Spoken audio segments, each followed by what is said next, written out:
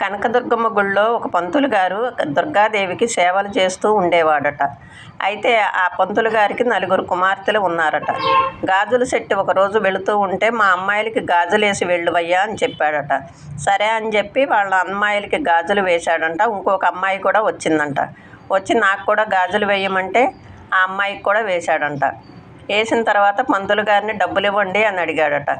ఎంతయ్యా అంటే 5 అమ్మాయిలకి గాజులు వేశాను అని చెప్పాడట.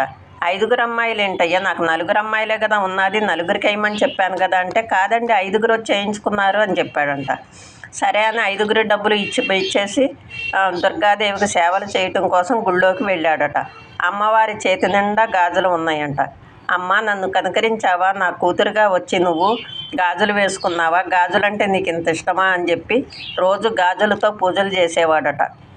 ఆయన ఎంతో సంతోషంగా ఆమెకు సేవలు చేస్తూ ఉండేవాడట.